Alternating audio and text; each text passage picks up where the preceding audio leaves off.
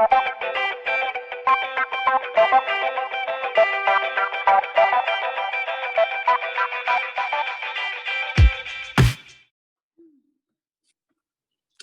bonjour à tous, on est très très content de vous retrouver encore cet après-midi. Alors ça va être une capsule un petit peu spéciale aujourd'hui parce que je ne suis pas toute seule. Donc je voudrais accueillir Fabienne. Bonjour Fabienne. Bonjour Jessie, merci Tu de vas me bien? recevoir aujourd'hui. Oui, Merci très d'avoir bien. accepté l'invitation, vraiment. Ça nous fait très très plaisir de t'avoir. Alors est-ce que tu peux te présenter un petit peu pour ceux qui ne te connaissent pas? Ça marche. Alors, je m'appelle Fabienne, j'ai passé la quarantaine, donc ça c'est fait. Je suis maman de 2 formidables enfants qui sont des petites boules d'énergie et adorables et mariée à un super mari qui est l'amour de ma vie. Et je suis fan de Jésus, j'adore, tout ce qu'il fait dans ma vie et la façon dont il se manifeste et comment ça se déroule. Et je suis bientôt future coach, donc voilà. Donc j'ai une vie bien remplie avec un métier, pour l'instant encore, bien qui prend bien toute sa place et puis un autre métier qui se profile. Voilà. Génial, parfait. Le CV est posé, tout est bravo. Voilà. Ok. Alors, si tu es avec nous cet après-midi, c'est parce qu'il t'est arrivé quelque chose il y a quelques jours et du coup, tu Ça, voulais nous en parler. Donc, c'est ça, eh c'est ça. bien, je te laisse toute la place. Vas-y. Disons que je souffrais depuis quelque temps, de calculs rénaux et pour Mhm. ceux qui ne savent pas ce que c'est, pour les femmes qui ont accouché, disons que les douleurs sont un peu équivalentes, sauf que tu as pas de bébé au bout. Voilà, Un peu donc dommage. tu souffres pour pas grand-chose. Voilà.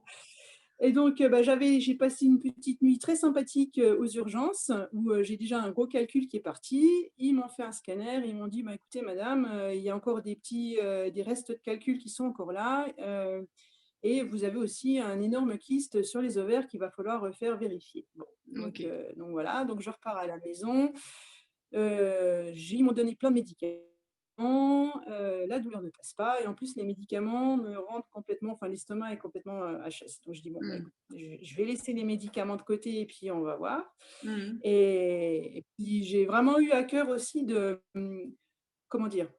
Là-dessus, en même temps, c'est greffé le besoin de prier. Surtout que la guérison, il faut savoir que c'était un domaine sur lequel j'avais énormément de difficultés. Mhm. Heu, je voyais Jésus vraiment comme celui qui, soigne les grandes choses, les grands maux, donc les cancers, les leucémies en phase terminale, enfin voilà, toutes les choses-là, je croyais ça. Mais pour Mhm. les petits tracas du quotidien, les petites maladies, les rhumes, les grippes, les choses comme ça, je me suis dit: «Bon, c'est pas assez gros pour lui, quoi». Et pardonne-moi Jésus. Et on a tous besoin de travailler sur certains domaines et pour moi, c'était celui-là.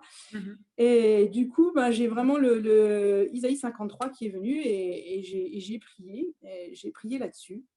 Et en fait, c'était un peu comme si je m'étais due au test. Donc j'ai dit: «Écoute, voilà, les médicaments, ça ne me réussit pas. Je laisse tomber les médicaments parce que j'ai vraiment trop mal à l'estomac Mhm. et puis, j'attends de voir». Et puis donc la première semaine, rien du tout. Le premier week-end se passe, j'avais toujours aussi mal, donc je reprends le rendez-vous chez le médecin et puis elle me dit: «Bah, écoutez, il va falloir traiter ça, je vous envoie, il faut absolument que vous ayez, un rendez-vous, dans la semaine pour vous faire ausculter et puis, qu'on vous retire les calculs puisqu'apparemment vous avez les reins», enfin c'est une histoire de tuyauterie, «vous avez les reins qui gonflent parce qu'il y a quelque chose qui bouge, quoi». Donc ça faisait encore très mal. Mhm. Donc j'appelle à l'hôpital, sauf que aucun créneau de disponible, mais vraiment rien. Donc Saint-Dié, déjà, ils avaient rien avant le mois de décembre. J'ai dit: «Bon, je vais appeler Lunéville». Donc du coup, j'appelle Lunéville et puis, le docteur qui devait me suivre, parce que le docteur était sur les 2 hôpitaux. «Ah ben, désolé, mais avant le mois de décembre, il y a rien, mais j'en ai un autre qui a eu, un créneau disponible la semaine suivante». Mhm. Donc j'ai dit: je prends, hein, Mhm. pas le choix, je prends». Et donc une fois que j'ai pris ce rendez-vous-là, que j'ai fait ce pas-là, et du coup, j'ai commencé à aller mieux. Donc plus l'heure du rendez-vous approchait Mhm. et plus je sentais que ça allait mieux. Ok. Donc voilà, l'heure du rendez-vous approchant, je me suis dit: «Bon, qu'est-ce que je fais? J'y vais, j'y vais pas?» Je dis: «J'ai pratiquement plus mal, je vais pas y aller pour rien». Et Mhm. puis il y avait dans mon cœur quand même: «Si, vas-y, vas-y, monte, tu as pris rendez-vous, tu y vas, tu honores ton rendez-vous». Ouais, écoute, donc je monte là-bas. Je rencontre mon docteur et le fameux médecin et puis donc il me fait une échographie puis, il dit: «Bon, j'ai un petit doute, je vois plus grand-chose, j'ai un petit doute, on va vous refaire un scanner». Donc, il m'envoie au scanner. Je passe le scanner, je reviens, j'attends et puis il me dit, il me regarde déjà d'un air un peu bizarre et puis il me dit: «Bah, écoutez, je vois rien».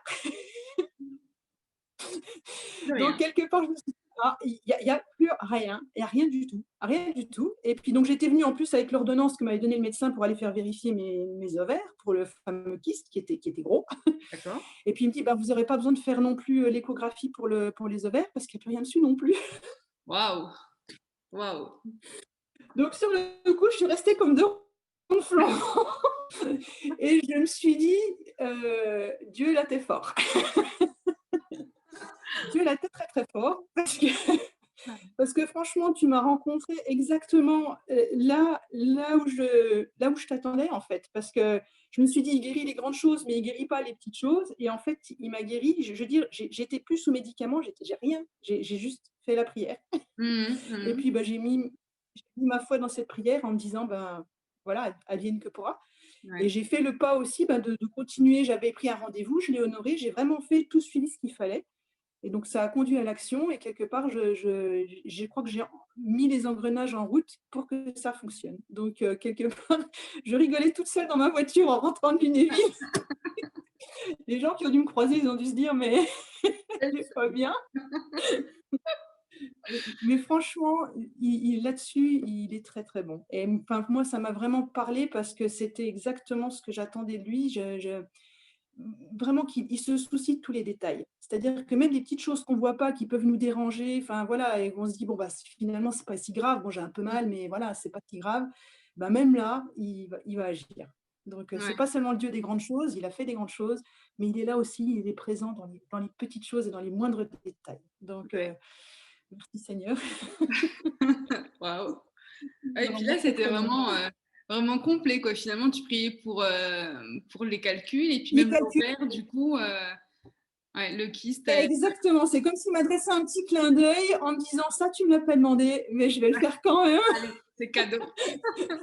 Ouais, non, franchement, très, très fort. Donc, ça a été pour moi, ça a été très significatif parce que Ouais. ça a débloqué, enfin voilà, cette année, c'est vraiment une année très riche pour moi. Et ben, le fait que là-dessus aussi, ben, qu'il essaye en fait, de débloquer toutes les petites choses qui bloquent. Et Mmh. s'il l'a fait pour moi, il le fera pour quelqu'un d'autre aussi. Donc, c'est pour ça, ne serait-ce que partager ça, ben, ça me fait très plaisir. Voilà, de pouvoir dire Dieu peut le faire. Tout à S'il l'a fait. fait pour moi, il le fera pour toi. Tout à fait, c'est très encourageant. Et ben justement, qu'est-ce que tu donnerais comme conseil ou comme message, à des personnes qui peut-être sont là et attendent une guérison? Qu'est-ce que tu pourrais leur dire, pour, les encourager?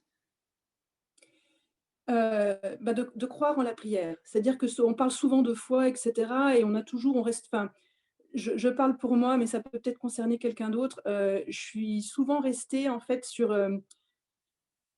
sur cette idée, que finalement le gris est acceptable. Je sais pas si je vais essayer de Ouais, ouais, développer ouais. mon idée, c'est-à-dire qu'en fait on apprend à fonctionner en dysfonctionnant et on se dit que c'est normal.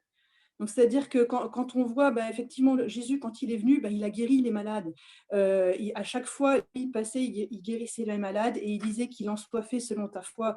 La femme qui avait ses pertes de sang, elle a touché, elle a pris l'action, elle croyait en quelque chose, elle a pris le pas parce que c'était dangereux ce qu'elle faisait à l'époque, surtout enfin, avoir des pertes de sang, elle était considérée comme impure, elle ne pouvait pas sortir. Mmh mh, mmh. Elle a fait vraiment ce pas de foi, elle a touché et elle a été guérie. Et Jésus lui a dit, c'est ta foi qui t'a guéri. Mmh. Il a guéri les aveugles aussi. Et il dit qu'il en soit fait selon ta foi. Le centenier aussi, qu'il en soit fait selon ta foi.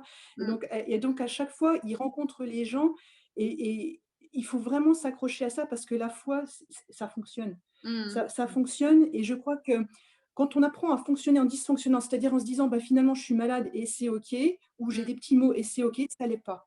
Mmh. Et dans ma marche avec Jésus, j'apprends constamment à me dire que le gris est pas OK. C'est-à-dire que vraiment, on voit quand Dieu il a créé la terre, il a tout créé de façon très précise et très séparée. Il a séparé la lumière de la nuit, il a séparé les terres des mers. Il a vraiment tout créé de façon très claire et très précise. Il n'y a pas de notion de gris, il n'y a pas de notion de voilà, il y avait les 10 commandements, si tu en loupais un, eh ben, tu sais, voilà, tu Mmh mh, étais mmh à mh. côté. Mmh mh, mmh C'est pas acceptable d'en avoir 9 OK et puis un pas OK. Il y a vraiment cette notion que les choses, elles sont bien déterminées. Quand on donne sa vie à Jésus, on change de royaume. On n'est plus un pied dans le royaume de terre, un pied dans le royaume des cieux. Non, on change de royaume. Tout est très clair et très précis. Et je crois que c'est avec cette foi-là qu'ils font fonctionner. Et donc, il y a un moment, il faut se dire, il faut y aller, quoi. Il faut y aller et dire, Jésus, je mets toute ma foi et je crois en toi. Et il ne faut plus être comme la personne qui a une double pensée, toujours avec ses doutes, double pensée. On est comme les vagues, voilà, je ne sais plus exactement le wording exact, mais voilà, il faut y aller et il faut oser parce qu'à chaque fois, ça s'est caractérisé par une victoire. La femme, elle a eu ce qu'elle voulait, elle a été guérie de ses pertes de sang. Le centenier, sa fille a été guérie. Enfin, c'était son esclave ou sa fille, je ne sais plus. Son esclave, je ne sais plus pour le centenier. Et les aveugles, ils ont été guéris aussi. Donc à chaque fois, ils ont pris un risque et ça a payé. Donc c'est vraiment ce message-là que j'aimerais donner. Prenez le courage de vraiment passer dans le royaume de Jésus et de mettre ça en action. Alors ça va pas être forcément la grosse chose. Moi, c'était pas grand chose, c'était des petits calculs. Voilà, ça faisait mal, mais c'était des calculs. C'était pas une leucémie, c'était pas un cancer. Ouais. Mais voilà, quand on fait ce chemin de foi-là, ce pas-là, ça paye. Donc il faut, et au fur et à mesure, justement, c'est sur ces petits messages-là, ces petites choses que l'on garde et ces petits messages qui sont très personnels, on construit notre foi aussi. Et donc ça nous permet d'avancer puis de demander après des choses qui sont plus grosses et plus grandes encore, parce que Dieu, il a vraiment des grandes choses pour nous en stock. Donc, c'est ça qui est fabuleux. Yes, eh ben, écoute, tu as tout dit, donc merci beaucoup, en tout cas. Vraiment, non, je crois vraiment que ça va parler, en tout cas, j'espère que ça va vous parler cet après-midi. Et ouais, tu as vraiment super bien résumé le truc. Donc, merci Fabienne pour ce témoignage. Je t'en prie. Merci en tout cas de m'avoir reçu. Non, mais vraiment, c'était génial. Est-ce que pour conclure, je peux te laisser prier peut-être pour les personnes qui nous écoutent et puis certaines peut-être aussi qui attendent la guérison? Ça te va? Je vais. Eh bien, parfait, c'est parti. Seigneur Jésus, vraiment merci pour qui tu es. Merci pour ce chemin de foi que tu nous fais marcher, que tu nous fais avancer avec toi. Et Seigneur, vraiment merci pour cette confirmation que tu es le Seigneur des petites choses, mais aussi le Seigneur des grandes choses, mais aussi surtout le Seigneur des petites choses. Tu t'intéresses à chaque détail de notre vie, que ce soit au niveau de la santé, où on attend une guérison sur des petites choses, que ce soit au niveau du travail, que ce soit au niveau du couple, que ce soit vraiment au niveau des enfants. Tu es présent à chaque minute, à chaque instant, et tu te montres fidèle, Seigneur Jésus. Si l'on prend ce pas de foi et si l'on place vraiment toute notre confiance en toi, Seigneur Jésus, tu récompenses cette fidélité et tu es présent, tu es là et tu nous soutiens, tu nous fais avancer, tu renouvelles nos pensées. C'est surtout ça, tu fais vraiment un travail de fond, Seigneur. Tu n'acceptes plus les choses qui ne sont pas de toi, mais tu renouvelles, tu enlèves ce qui ne t'appartient pas et tu nous renouvelles. Et merci vraiment, Saint-Esprit, de nous guider. Merci d'être présent. Merci pour cette parole qui nous accompagne chaque jour. Et vraiment, merci pour les guérisons que tu vas encore faire parce que tu es le même hier, tu es le même aujourd'hui. Tu seras le même demain. Ce qui s'est passé dans la Bible, les histoires que l'on lit, Seigneur Jésus, se sont réellement passées et tu continues à être ce même Dieu hier, aujourd'hui et demain.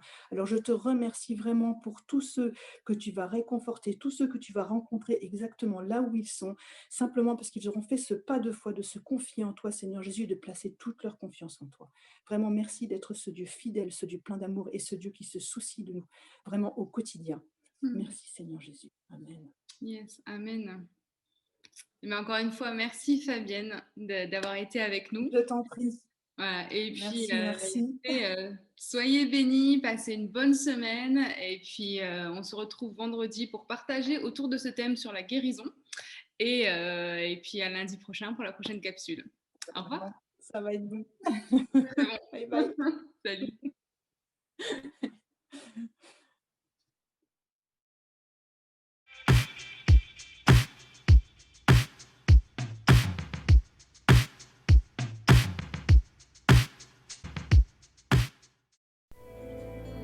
Merci à Fabienne et à Jessie pour ce partage vraiment encourageant autour de la guérison. On se retrouve maintenant comme vous en avez l'habitude, les vendredis soirs à 20h30 sur Zoom. Afin de préparer ce moment, je vous invite à réfléchir autour des questions suivantes. Quels sont les fondements bibliques de la guérison divine? La maladie est-elle liée à notre péché? Est-ce que la guérison divine peut se manifester encore aujourd'hui? Et pour terminer, est-ce que Dieu guérit systématiquement? On est impatient de vous retrouver, on vous souhaite une bonne semaine et à très vite.